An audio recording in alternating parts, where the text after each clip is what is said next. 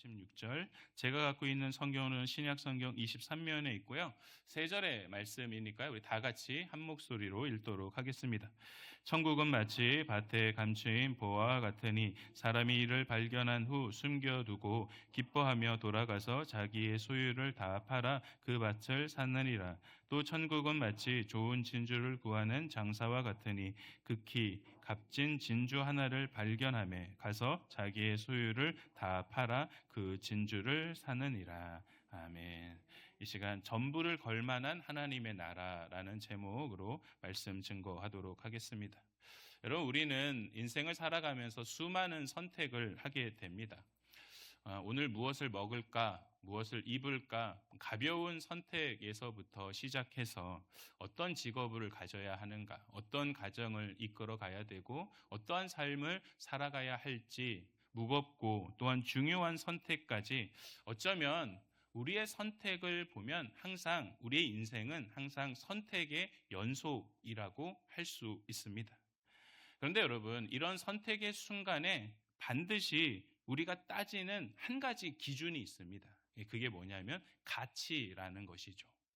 어떤 것이 나에게 있어서 더 가치 있느냐라는 이 부분을 보면서 내가 지불해야 되는 비용보다 더 얻을 수 있는 가치가 크다라고 판단하게 되면 우리는 기꺼이 결단하고 움직이게 되는 것이죠. 오늘 본문에 보면 자신의 모든 소유를 다 팔아 무언가를 사고 있는 두 사람이 등장하고 있습니다. 한 사람은 밭에 감추인 보화를 발견했고 또 다른 한 사람은 극히 값진 진주를 발견했습니다. 이 두 사람에게는 공통점이 있습니다. 바로 자신의 전부를 걸어도 전혀 아깝지 않을 만큼 더 큰 가치를 발견했다라는 사실이죠. 그래서 예수님은 이 두 가지 비유를 통하여서 하나님 나라의 가치에 대해서 우리에게 말씀해 주고 계십니다. 여러분, 그것이 무엇일까요? 이 결론부터 말한다면 하나님 나라는 자신의 모든 것을 팔아서라도 얻어야 할 만큼 그 어떤 것과도 비교할 수 없는 압도적인 가치를 우리에게 준다라는 사실입니다. 그러면 오늘 이 시간 감추인 보화 비유와 또한 진주 비유를 통하여서 우리가 발견해야 할 하나님의 나라가 얼마나 압도적인 가치를 지니고 있는지를 함께 살펴보고자 합니다. 그렇다면 오늘 이 천국의 가치는 과연 무엇일까요? 첫째, 천국의 가치는 일상의 틈바구니에 감추어진 보화입니다. 여러분, 여기서 우리가 주목해야 할 것은 일상의 틈바구니라는 점이죠. 왜냐하면 우리는 보화나 보물 같은 것들은 왕궁이나 화려한 이 박물관에 전시되어 있다라고 생각하기 때문입니다.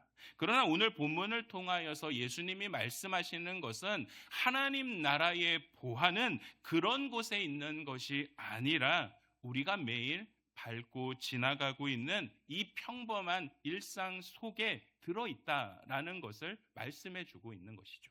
44절 말씀을 함께 읽도록 하겠습니다. 천국은 마치 밭에 감추인 보화와 같으니 사람이 이를 발견한 후 숨겨두고 기뻐하며 돌아가서 자기의 소유를 다 팔아 그 밭을 사느니라. 아멘. 여러분, 이 비유를 이해하려면 약간의 배경 지식이 필요합니다. 당시 이스라엘을 보면 지리적으로 전쟁이 끊이지 않았다라는 사실이죠.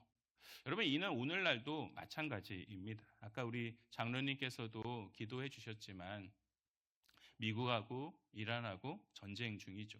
그리고 그 중심에 이스라엘이 있습니다. 여러분, 이 전쟁은 어떠한 명분보다 그 뒤에 숨겨져 있는 어둠들이 더 가득합니다. 누군가의 권력과 탐욕으로 시작된 이 전쟁으로 누군가는 계속해서 사리사욕을 채우고 있다라는 것. 그 과정 속에서 너무도 많은 사람들이 지금 죽고 있습니다. 여러분 뉴스에서 보셨듯이 특히 아이들의 학교에 폭탄이 떨어지는 그 과정 속에서 슬퍼하는 부모들의 그 모습을 보면 이 종교를 뛰어넘어서 너무도 슬픈 현실이라는 사실이죠. 그러니까 하루속히 이 전쟁이 빨리 종식될 수 있어야 한다는 사실입니다. 그래서 이를 위해서 우리는 기도해야 합니다. 어쨌든 당시도 이처럼 이 전쟁이 끊이지 않았다라는 것이죠. 여러분, 그래서 은행이나 금고가 없던 시절이기 때문에 돈이나 보물을 어디에 숨겼냐면 항아리에 넣어서 땅에 묻었다라는 거예요. 그게 제일 안전하다라고 생각한 거죠. 마태복음 25장에 보면 5달란트, 2달란트, 1달란트 비유가 나옵니다. 거기서 1달란트 비유를, 이 1달란트를 받은 사람이 땅에 묻은 이유도 같은 맥락인 거예요. 그곳에 땅에 숨겨놓으면 가장 안전하다라고 판단했기 때문이죠. 여러분, 제가 제 초등학교 시절에 월말고사를 봤거든요. 그러니까 매월 시험을 봤어요. 근데 시험 성적이 좋을 때는 성적표를 이제 아버지한테 갖다 드려요. 근데 성적이 안 좋았던 때가 있어요. 여러분, 그때 제가 어떻게 했냐면 성적표를 땅에 묻었어요. 저 역시도 땅에 묻으면 안전할 거라고 생각을 했던 거죠. 근데 문제가 뭐냐면 시간이 지나서 어디다 묻었는지 생각이 안 나는 거예요. 그리고 더 큰 문제가 뭔지 아세요? 간신히 찾았는데 그냥 어린 마음에 그것을 좀 밀봉을 한다든지 어떠한 상자에 넣었어야 되는데 종이 그대로 이렇게 땅에 넣고 묻어버렸으니 찾고 나니까 어떻게 됐겠어요? 더덜더덜해졌다라는 거죠. 여러분, 그날 저 어떻게 됐을까요? 네, 상상에 맡기도록 하겠습니다. 이런 일이 제게만 있는 것이 아니라 당시 이스라엘도 있었다라는 거예요. 전쟁이 잦았고 그 전쟁의 주인이 나가서 전사해서 돌아오지 않다 보니까 보물이 든 그런 항아리가 수십 년, 수백 년 동안 아무도 모르게 땅에 묻혀 있는 경우가 많았고, 그러던 어느 날 농사를 짓고 있었던 한 농부가 그것을 발견해냈다라는 거죠. 당시 관습을 보면 주인 없는 것을 찾게 되면 그 사람이 주인이 되는 경우가 많았습니다. 결국 농부가 어떻게 합니까? 그 보물을 땅에 그대로 다시 숨겨둔 채 돌아와서 자기의 전 재산을 팔아서 그 밭을 샀다라는 것이 감추인 보화의 비유입니다. 여기서 우리가 주목해야 할 것은 이 보화가 감추어져 있다라는 점이죠. 겉으로 보면 평범한 밭입니다. 지나가는 사람들은 그 밭을 보면서 아무런 느낌이 없습니다. 그러나 농부는 평소와 같이 쟁기질을 하다가 무언가 발견하는 소리가 들려오게 되었고 땅을 파서 그 안에 보물이 들어있다라는 것을 발견한 순간부터 그의 눈에 그 밭은 전혀 다른 관점으로 바라보게 되었다라는 사실이죠. 하나님 나라도 이와 같다라는 겁니다.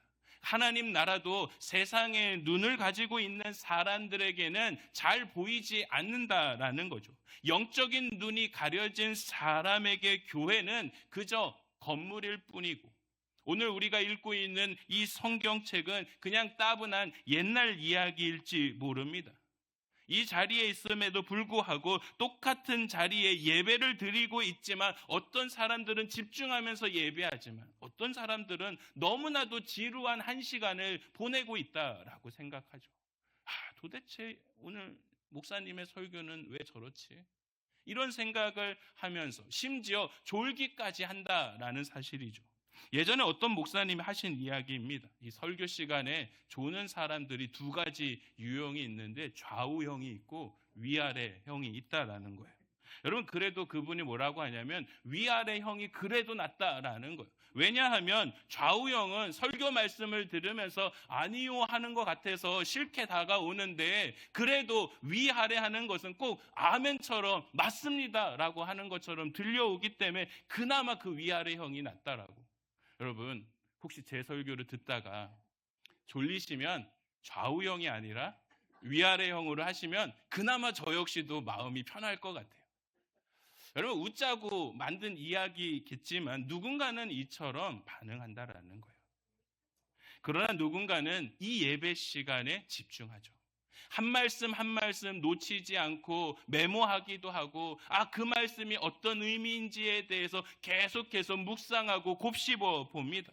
어떤 분들을 보면 하나님을 찬양할 때 눈물을 흘리면서 찬양하고 그 속에서 하나님의 임재를 경험한다라는 거.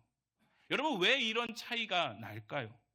천국의 가치가 어떤 사람들에게는 발견이 되고 어떤 사람들에게는 발견되지 않기 때문인 거죠. 하나님 나라는 하나님께서 그 영적인 눈을 열어주신 사람에게만 허락된 감추어진 선물이라는 것을 우리에게 말씀해 주고 있는 것입니다. 여기서 우리가 한 걸음 더 나아가서 조금 더 깊게 묵상할 부분이 있습니다. 그 감추어진 보화가 어디서 발견되었냐라는 점이에요. 여러분, 오늘 본문을 보면 그 감추어진 보화가 화려한 궁전에서 발견된 것이 아니라 오늘 우리가 그냥 성실히 살아가고 있는 평범한 일상의 한복판에서 발견되고 있다라는 거. 비유 속에서 농부가 그냥 묵묵히 자신에게 주어진 그 쟁기질을 열심히 하다가 보화를 만났듯이 우리 역시도 우리의 일상에서, 우리의 직장에서, 우리의 가정에서, 심지어 고통스러운 순간 속에서도 문득 하나님은 이런 거구나 라는 사실을 우리는 깨닫게 된다라는 거죠. 여러분, 제게는 이 치과에 대한 두 가지 기억이 있어요. 하나는 좋은 기억이 있고 하나는 나쁜 기억이 있어요. 나쁜 기억은 군 시절에서 저에게 주었던 치과에 대한 기억이고, 좋은 기억은 제가 지금 다니고 있는 치과를 통해서 얻게 된 기억입니다. 여러분, 군대에서 난생 처음 치과를 가봤어요. 여러분 아시다시피 치과 가면은 약간 긴장이 돼요. 그 특유의 그 치과의 냄새가 있거든요. 그리고 소리들. 그러니까 평소 우리가 알던 병원들과는 약간은 다른 분위기가 다가오기 때문에 긴장할 수밖에 없다라는 거. 그리고 저는 처음으로 치과를 갔기 때문에 더 떨렸다라는 거예요. 그래서 침대 위에 딱 눕자 이제 군의관이 딱 나왔어요. 그리고 그 군의관을 돕는 병사가 같이 왔어요. 그리고 아시잖아요. 이렇게 딱 침대에 누우면 이렇게 딱 젖혀지고 그 다음에 이게 면포를 이렇게 딱 하고 입을 딱 벌리잖아요. 근데 그 순간 너무나도 긴장되고 있는 순간인데 저를 더 긴장되게 했던 군의관의 말이 있어요. 이 군의관이 그래도 의사를 하다가 왔을 거 아니에요. 그러니까 어느 정도 전문 지식이 쌓였던 그 사람이 병사에게 뭐라고 했냐면, 야, 김일병, 이거 뭐에 쓰는 물건이야? 와, 그 순간 내가 이분에게 이 치료를 받아야 하나? 여러분, 그래서 한동안 트라우마가 생겨가지고 제대하고 저 치과를 안 갔어요. 너무 겁이 나니까 그 뒤에는 아예 치과를 못 가겠더라고요. 근데 지금은 괜찮아요. 지금은 저와 또 저희 가족들을 오랫동안 치료해 주신 분이 계시거든요. 이분의 말을 들으면 너무 평안해져요. 그냥 그분의 말 자체에서 이분은 선한 분이구나라는 게 말 속에서 느껴질 정도로 너무나도 평안함 속에서 치료를 받게 돼요. 최근에 저 임플란트를 하나 했는데, 임플란트를 할 때도 목사님, 이거 임플란트 하셔야 될 것 같아요.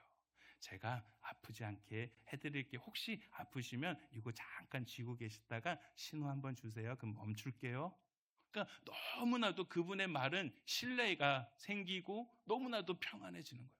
여러분, 그 순간 제가 어떤 생각이 들었냐면, 세상의 나라는 군의관의 말처럼 나를 불안하게 만들지만 하나님의 나라는 이분의 말처럼 나에게 평안을 가져다 주는구나. 이 나라라면, 이 하나님의 나라라면 내 모든 것을 맡길 수 있겠다라는 생각이 들었습니다. 여러분, 이런 저의 생각이 거룩한 성전에서 들은 것이 아니라 차가운 그 침대 위에서 들었던 생각이라는 거죠. 이처럼 하나님의 나라는 멀지 않다라는 사실입니다.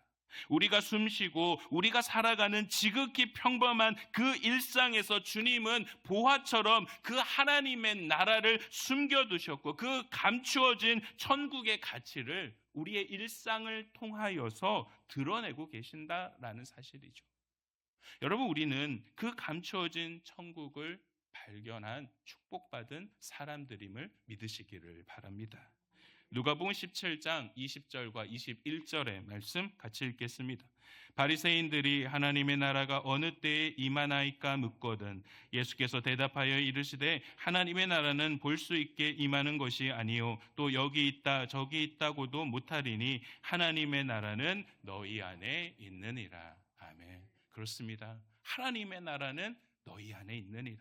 하나님의 나라는 우리 안에 있다라는 것. 우리가 살아가는 그 평범한 일상 속에 하나님의 나라가 오늘도 우리에게 임하게 될 줄 믿습니다. 그러므로 여러분, 우리의 그 평범한 일상에서 천국의 가치를 깨달으시는 저와 여러분 모두가 되길 주님의 이름으로 축원합니다. 그렇다면 두 번째 천국의 가치는 과연 무엇일까요? 하나님의 나라는 나의 모든 것, 나의 전부를 걸 만한 절대적인 가치가 있다라는 것이죠. 44절, 46절 오늘 본문의 말씀을 한 번 더 읽도록 하겠습니다. 천국은 마치 밭에 감추인 보화와 같으니 사람이 이를 발견한 후 숨겨두고 기뻐하며 돌아가서 자기의 소유를 다 팔아 그 밭을 사느니라. 또 천국은 마치 좋은 진주를 구하는 장사와 같으니 극히 값진 진주 하나를 발견하며 가서 자기의 소유를 다 팔아 그 진주를 사느니라. 아멘. 보화를 발견한 농부와 진주 장사가 보이는 반응을 보면 한 가지 공통점이 있습니다. 여러분, 이들은 매우 즉각적이고 단호한 결단을 내리고 있다라는 것이죠. 지체하지 않고 어떡합니까? 돌아가서 자기의 모든 소유를 다 팔아서 그 밭과 그 진주를 사고 있다라는 거죠. 여러분, 이 대목에서 우리는 한 가지 질문을 할 수 있어요. 어떻게 전 재산을 다 팔 수 있을까? 도대체 그만한 가치가 있을까? 너무 위험한 도박 아닐까? 이렇게 하다 보면 망하게 되면 가족들은 어떻게 살라고? 라는 이런 질문들을 할 수 있다라는 거. 그래서 오늘 성경은 너무나도 중요한 단서 하나를 남겨두었습니다. 그것이 44절 말씀에 기뻐하며라는 이 단어입니다. 여러분, 왜 기뻐하며가 왜 중요한 단어이냐면 농부나 장사꾼이 지금 하고 있는 행동이 희생이 아니라 그들은 최고의 투자라고 생각하고 있기 때문입니다. 농사가 자기 집에 있는 모든 것을 다 내다 팔 때 아까워했을까요? 그렇지 않다라는 사실입니다. 오히려 말씀 속에서 기뻐하고 있다라고 이야기하고 있어요. 장사꾼이 자기가 가지고 있는 그 보물들을 억지로 팔았습니까? 억지로 판 것이 아니라 자발적으로 팔면서 어쩌면 콧노래로 불렀을지 모른다라는 거. 왜냐하면 이것들을 처분하면 저 땅 속에 있는 어마어마한 그 보화가 내 것이 된다라는 확신을 가지고 있기 때문입니다. 그리고 세상에 비교할 수 없는 최고의 예술 작품과 같은 그 진주가 내 것이 된다라는 확신을 가지고 있기 때문이죠. 여러분, 이 확신이 어디서 왔을까요? 지금 자신이 가지고 있는 가치보다 감춰진 보화와 진주가 훨씬 더 가치가 있다라고 그것을 깨달았기 때문이죠. 내가 가진 것보다 이것들이 더 크고 위대하고 이것을 가져야 한다라는 확신을 가지고 있기 때문입니다. 여러분, 이것이 바로 하나님 나라의 가치라는 것이죠. 그래서 하나님 나라의 가치를 깨닫게 되고 발견한 사람은 세상의 것을 과감하게 내려놓을 수 있습니다. 내려놓으면서 아까워하는 것이 아니라 오히려 기뻐하면서 그 모든 것을 과감하게 포기하게 된다라는 거죠. 여러분, 그 대표적인 예를 성경에서 찾는다면 사도 바울을 예로 들 수 있습니다. 사도 바울은 하나님 나라를 진정으로 발견하게 되자 자신의 모든 것들을 과감하게 내려놓고 있습니다. 우리가 잘 아는 빌립보서 3장 8절과 9절의 말씀 같이 읽도록 하겠습니다. 또한 모든 것을 해로 여김은 내 주 그리스도의 예수를 아는 지식이 가장 고상하기 때문이라. 내가 그를 위하여 모든 것을 잃어버리고 배설물로 여김은 그리스도를 얻고 그 안에 발견되게 함이니 내가 가진 의는 율법에서 난 것이 아니요 오직 그리스도를 믿음으로 말미암은 것이니 곧 믿음으로 하나님께로부터 난 의라. 그러니까 바울은 모든 것을 소유했던 사람이잖아요. 직업도 좋았고요, 학벌도 좋았고요, 지위도 있었습니다. 명예도 있고 집안도 좋았죠. 어느 것 하나 부족함이 없었다라는 것. 그러나 그가 예수님을 만난 이후에 깨닫게 되는 거예요. 내가 지금까지 가지고 있었던 것보다 하나님의 나라가 더 위대하구나. 어떤 것도 하나님의 나라와 비교할 수 없다라는 사실을 깨닫게 되자 모든 것을 내려놓을 수 있었다라는 것. 여러분, 이렇게 과감한 결단을 내릴 수 있었던 것은 그가 예수님을 인격적으로 만난 이후에 자신이 가지고 있었던 가치보다 훨씬 더 큰 하나님의 가치를 발견했기 때문이라는 거죠. 그래서 그 모든 것을 포기하고 오직 예수님만 따르는 인생으로 살아가게 되었다라는 사실입니다. 20세기 중반에 미국에 총망받는 짐 엘리엇 선교사가 있었습니다. 그는 남미의 이 에콰도르 가운데 식인종 민족 중에 이 아우카라는 부족이 있었어요. 그래서 이 아우카라는 부족의 복음을 증거하려고 날아갑니다. 그리고 그때 그 나이가 29세의 젊은 나이였어요. 하지만 내리자마자 이 짐 엘리엇과 그의 친구들은 다 죽게 되었습니다. 당시 이 소식을 접한 세상 사람들이 뭐라고 하냐면 너무나도 젊고 촉망받던 청년이 그냥 허무하게 죽는 그 모습을 보면서 이 얼마나 비극적인 낭비인가 라는 이런 이야기들을 했다라는 거. 그러나 그가 일기장에 써놓은 그 글들을 읽다 보면 그가 얼마나 하나님 나라를 소중하게 생각하고 그 하나님의 나라를 발견한 사람은 이와 같은 모습이라는 것을 깨닫게 돼요. 그 일기장에 어떠한 문장이 나오냐면 한번 같이 읽어볼까요? 시작. 영원한 것을 얻기 위해 영원하지 못한 것을 버리는 자는 결코 바보가 아니다. 그러니까 세상 사람들은 그를 비웃을지 모르겠지만 여러분, 이 짐 엘리엇 선교사는 그 하나님 나라의 감춰진 보화를 발견한 사람이라는 거예요.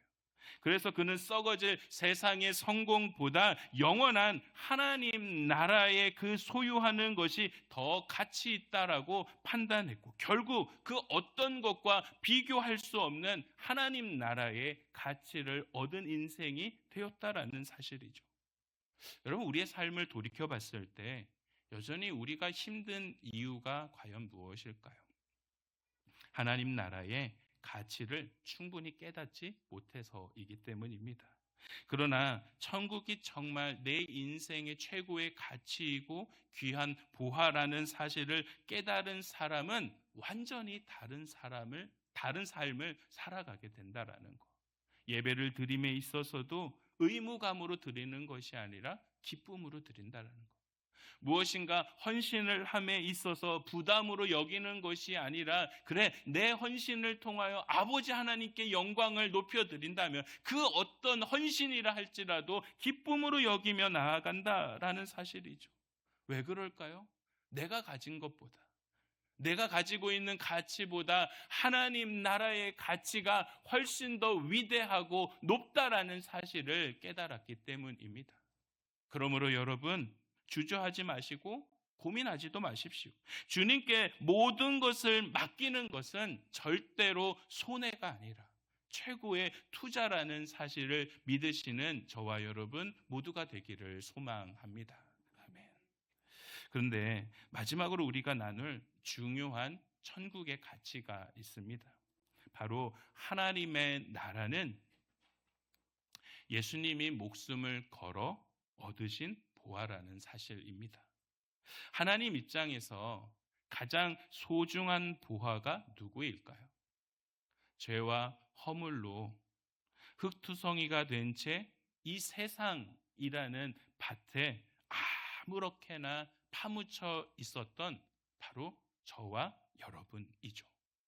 주님은 그 가치 없는 우리를 보화로 여기고 계신다라는 거예요. 진주로 여기고 계신다는 거예요. 그래서 사단의 권세 아래에 묻혀 죽어있던 이 영혼들을 다시 찾아내기 위해서 하늘 보좌에서 이 땅으로 내려오셨다라는 거. 내려오셔서 어떻게 하셨습니까? 진주 장사와 같이 가장 값진 진주인 우리를 얻기 위해서 당신의 모든 것을 지불하셨다라는 거.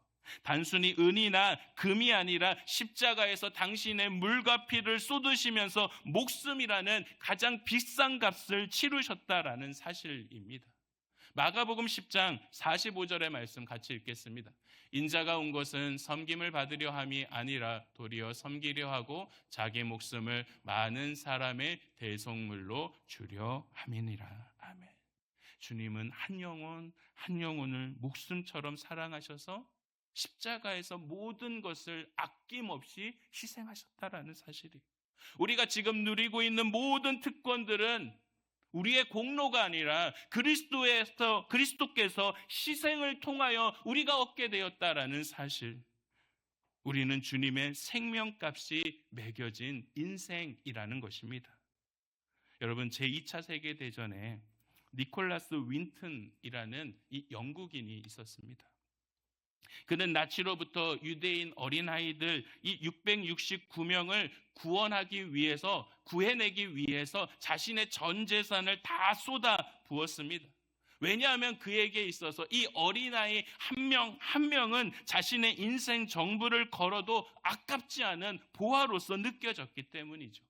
그리고 50년이 지난 이후에 그가 구했던 어린아이들이 할아버지가 되고 할머니가 되어서 그의 앞에 나타났을 때 그는 눈물을 흘리고 기뻐했다라는 것. 왜냐하면 자신의 희생을 통해 얻은 그 생명이 얼마나 값진지를 확인할 수 있었기 때문입니다. 여러분, 예수님이 우리를 위해 하신 일도 이와 같다라는 것이죠. 주님은 나라는 보화를 사기 위해서 십자가에서 생명을 쏟으셨다라는 것. 내가 하나님의 나라를 위해서 헌신할 수 있는 이유는 나라는 사람이 대단해서가 아니라 주님이 먼저 나 같은 죄인을 얻기 위해 자신의 전부를 희생하셨기 때문입니다. 그러므로 우리는 나를 보하라 불러주신 그 주님의 손을 붙잡고 살아가야 될 줄 믿습니다. 내 삶의 모든 방향성을 기쁨으로 여기면서 주님께 맡겨드릴 수 있어야 된다라는 것. 내가 가진 모든 것, 내 전부를 거는 것, 그것이야말로 하나님 나라의 백성으로서 내게 주어진 특권이고 나를 위해 십자가를 지신 주님을 위해서 내가 드릴 수 있는 가장 전부일 줄 믿습니다. 성도 여러분, 주님이 먼저 우리를 위해서 거두셨다라는 것. 그 모든 것을 우리는 기억해야죠. 그리고 우리 역시도 그 사랑에 대해서 응답하며 우리의 인생을 주님이라는 그 거대한 보화에 맡기며 살아가야 될 줄 믿습니다. 바로 이것이 진정한 천국의 가치이며 예수님이 목숨을 걸어 얻으신 보화로서 우리에게 주어진 사명임을 믿으시기를 바랍니다. 말씀을 정리합니다. 오늘 우리는 전부를 걸 만한 하나님의 나라라는 제목으로 세 가지 천국의 가치를 나누었습니다. 하나님 나라는 멀리 있는 것이 아닙니다. 쟁기질을 하는 농부처럼 성실히 살아가고 있는 우리의 일상 속에서 그 평범한 목소리를 통하여 어떠한 하나의 상황을 통하여 우리는 하나님의 나라를 경험하게 된다라는 것. 그 감추어진 하나님의 나라가 평범한 우리의 일상을 통하여서 드러나게 된다라는 사실이죠. 그리고 그 하나님의 나라는 내 삶의 모든 것과 바꿀 수 있는 절대적인 가치를 가지고 있다라는 사실입니다. 그리고 그 하나님의 나라는 주님이 당신의 목숨을 지불하고 우리에게 선물로 주신 사랑의 나라임을 믿어야 될 줄 믿습니다. 그러면 여러분, 아까 짐 엘리엇이 일기장에 썼던 것처럼 영원한 것을 위해서 영원하지 않은 것을 기꺼이 내려놓을 수 있는 결단이 우리에게 있어야 될 줄 믿습니다. 여러분, 우리가 그렇게 결단을 내릴 때 바로 세상이 줄 수 없는 평안이 우리에게 찾아올 뿐만 아니라 죽음조차도 빼앗지 못하는 천국의 기쁨을 소유하게 될 줄 믿습니다. 그 안에서 살아가시는 저와 여러분 모두가 되길 주님의 이름으로 축원합니다. 기도하시겠습니다. 하나님 아버지, 일상의 틈바구니에서 천국의 보화를 발견하게 하시니 참으로 감사합니다. 나를 얻기 위해 생명을 던지신 주님의 그 압도적인 사랑을 기억하게 하여 주옵소서. 이제 영원한 것을 얻기 위해 영원하지 못한 것을 기꺼이 내려놓을 수 있는 결단을 우리에게 허락하여 주시고, 우리의 인생 전부를 걸어도 아깝지 않은 그 하나님의 나라의 가치를 품고 세상이 줄 수 없는 평안과 기쁨을 누리는 한 주간이 될 수 있게 하여 주옵소서. 예수님 이름으로 기도합니다. 아멘.